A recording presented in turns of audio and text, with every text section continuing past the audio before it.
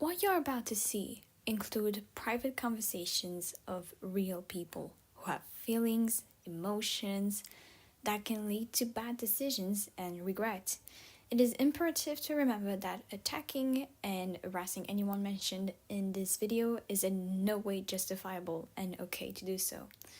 Everyone involved has been badly affected, specifically mentally, and we do not wish to continue on this topic further this upload.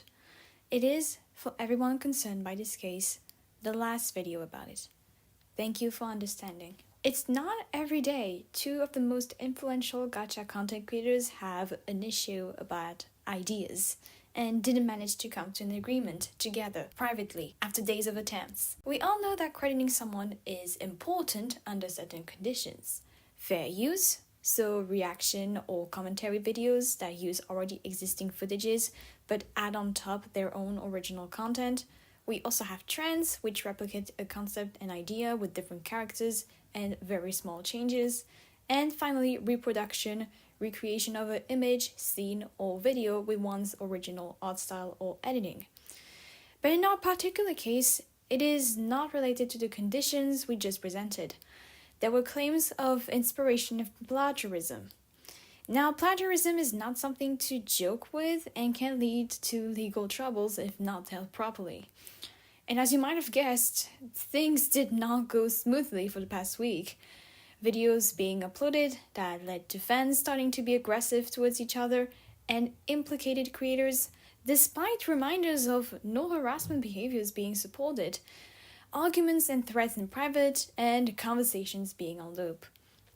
This video will explain everything that I personally witnessed and deliver you a final conclusion about the disagreement between Robin and Mika, in hopes current and future gacha content creators learn from those events.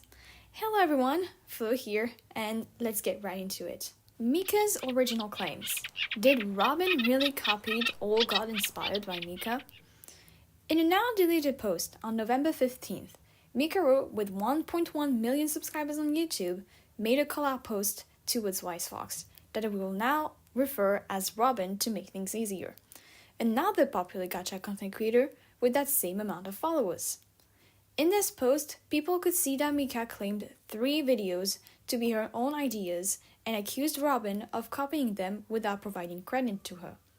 Together, we will be able to go over each claim with evidence provided to me privately to accompany both sides' perspectives. Once everything has been discussed, we will be able to conclude if Mika's claims turned out to be correct or incorrect. Claim number 1. Adjustments of shirts and pants in gacha.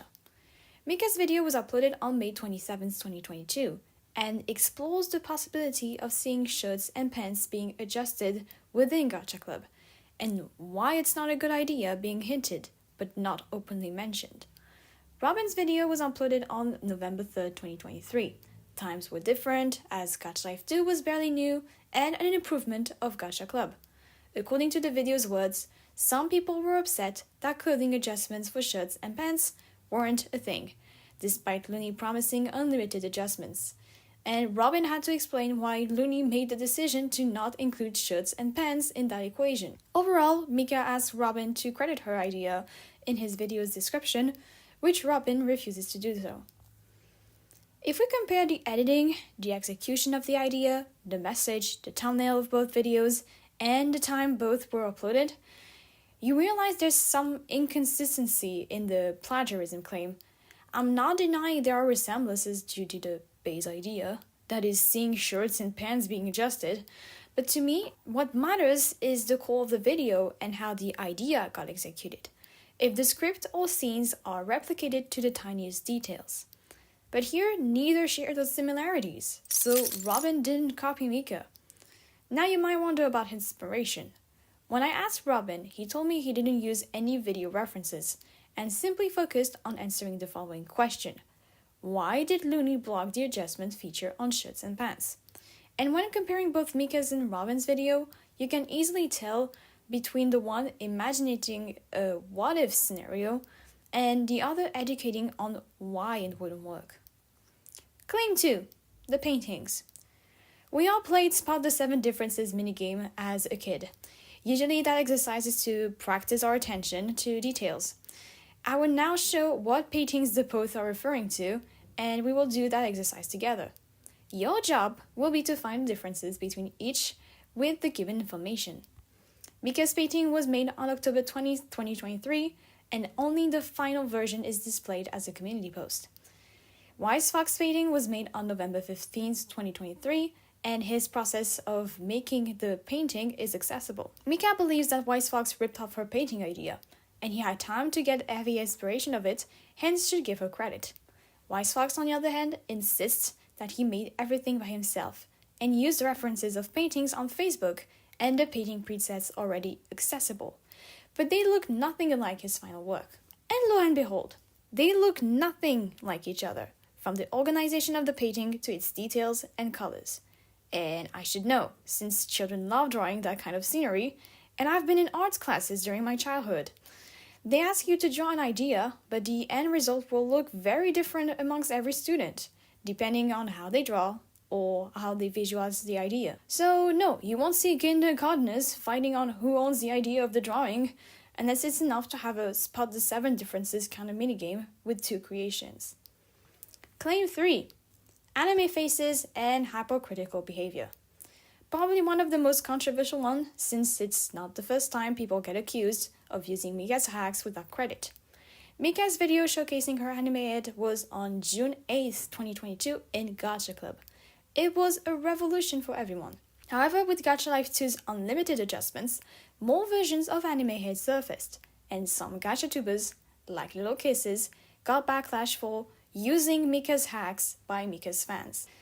While with Little Kisses no backlash was sent, Mika wasn't as kind with Robin, when both stated they got inspired by the same person on Facebook, Seo Asahi, and made their version on the same day, October 16th, 2023.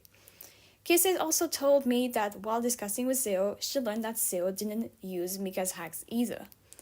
The following evidence will develop on what happened and how Mika reacted to both Little Kisses and Robin when the anime heads of each were mentioned and explained on how they were made. Even when pointing out the obvious to Mika, that being why she acted specifically aggressive towards Robin and not Kisses or Seo, she explained that Kisses and Seo came to her and talked to her a few days after their creations, but not Robin, which doesn't make sense for 2 reasons. First of all, Kisses, Seo, and Mika talked about the anime head issue within Gacha Life 2 Discord server Star Chat, and anyone with a star status can access to the conversation, while Mika nitpicked on Robin in true privacy. Second of all, if you accepted that Seo and Kisses versions were legit and not using a specific hack through their explanations, shouldn't you also accept Robin's version due to the fact he also showed how he made it? That, everyone, is the perfect representation of hypocrisy.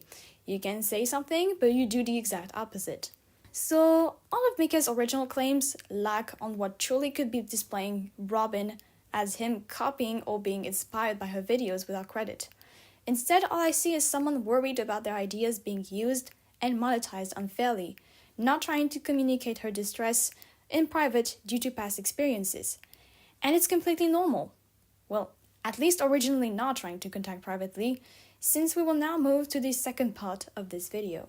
The lack of communication and trust.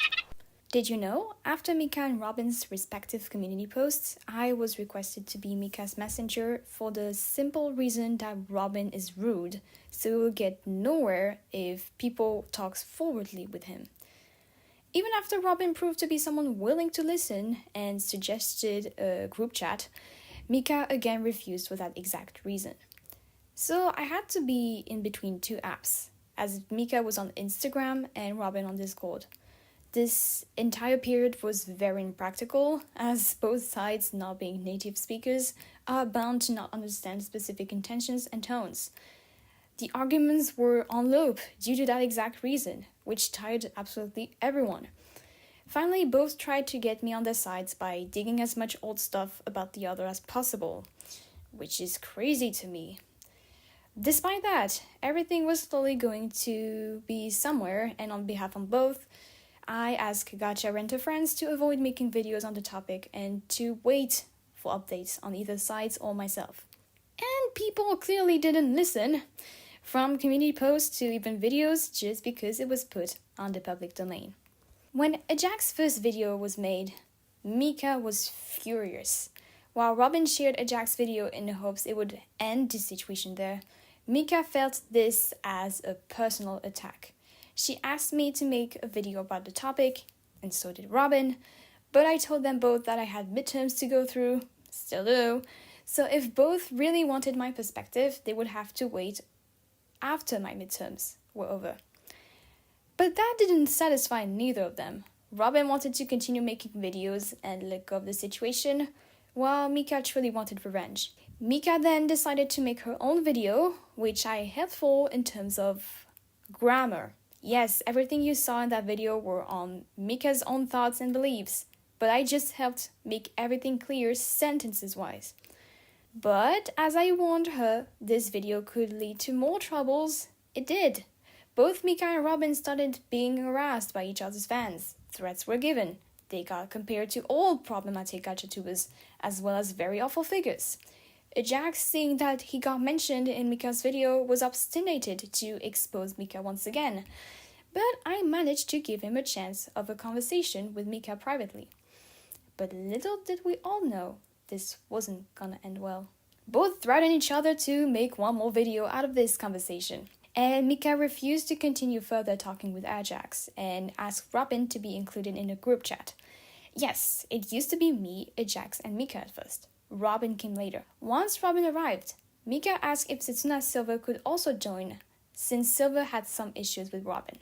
But everyone disagreed with that request, because Silver was not concerned by the original claims, and we all know what happens when someone involves themselves in. Plus, Silver and Robin had dealt with their issues privately before, so why bring it up again? In any case, I did my very best to go back to the original claims by Mika and point out the contradiction between both perspectives, exactly like I did in the first section of this video. Mika tried her best to answer questions, despite the group chat being very active.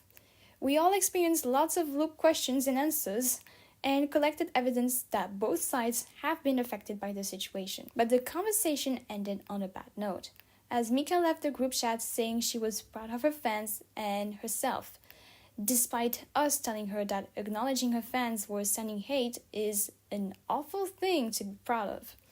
Removed the posts and stated that she removed the video about Robin. However, it has been proven the video wasn't deleted or privated, but unlisted, meaning those who liked and got notifications from that video can still access and interact with the video, share it, etc. So now you think it ended there, right? Close to no hope of having a peaceful resolve, despite trying our hardest to keep the situation closed doors. But I was shocked to learn from an outside source that screenshots taken out of context were leaked by Mika towards a group of influential gachatubers, and that a video was recorded of the entire conversation we had, as proven by Mika's recent community post. Why? What was the point? Was this to show Robin and Ajax at their worst? If that's the case, it's an extremely manipulative move to do, which will of course influence others to go on one side rather than the other, due to out-of-context information. By the way, thumbnails and posts made by both parties are obviously going to be biased. But that does not mean you, the viewers, can't think for yourselves. This final section will explain how, in fact, it's not Mika nor Robin's fault to have made this whole situation worse. It's you. How viewers, fans, and ranters accelerated and fueled the situation. Warning, this section will contain death threats, accusations of and awful content creators mentioned. Remember what I said at the very beginning of the situation? You don't? I strongly recommend everyone to remain neutral until both sides or myself speak up, especially ranter friends. Yeah, that's because both asked me to not involve their audiences further their posts. And what did we see happening so far? People involving themselves without even asking both parties their perspectives, trying to gather the attention towards themselves by making videos, posts, even commenting on the said videos or posts, actively participating and engaging in the harassment of both sides. While most information may be public, you do not have the full context, and no, it's not Mika nor Robin's fault. You guys can't control yourselves calling them and telling both to die. It's not their fault either. You thought it was a great idea to mention creators that have affected people like Len Totally or Hatsumiru. You have a brain, use it. Your comments have affected both so badly they started thinking each sent their fans to attack the other, when neither actively promoted that sort of behavior. Both asked the other to apologize on your behalf. No wonder this video I made from 2 years ago is still accurate to this day. Yes, both were stupid to bring the whole thing public without privately conversing, as they used their young audiences to turn the tables into their favor not once, but 3 times. But when a conversation is being made privately and they are asking to leave them settle it, you don't show up with spicy opinions and videos claiming to be unbiased when the information is clearly out of touch and biased. That simply goes against their wishes. So this was not needed. Those were not needed. These were not needed. And the list can go on. Heck, even I wasn't supposed to be in this. The only excuse I have is being asked by both as a mediator. But apart from very few exceptions, no one was supposed to have been involved in this. It was always and should have been about them, not us. In conclusion, everyone has acted recklessly throughout this entire week of conflict about Mika and Robin's situation. Public and private sphere, concerned or not involved. It should have ended at them discussing out together privately about the original claims, and that should have been it. And even so, gachatubers, especially of this size and influence on the community, should have been aware of the consequences that is sharing something in public, and to handle things in a mature and respectful way. I would recommend that both sides now remove their respective videos and posts connected to the matter. And for real this time. No pretending to delete, and no "it's my opinion" excuse. This video should normally be the only trace of what happened officially. I hope you understand where I'm coming from. That'll be all for this video. Usually my videos aren't that long, but this one will be an exception. There is a lot of misinformation that has been spread around in the community this past week, and I believe that this was enough, and a lot of people have been affected by this, and we should lead an example, especially bigger content creators out there, and we should learn from this whole situation in order to avoid repeating those mistakes in a future to come. Thank you for watching, and have a nice day or night, everyone.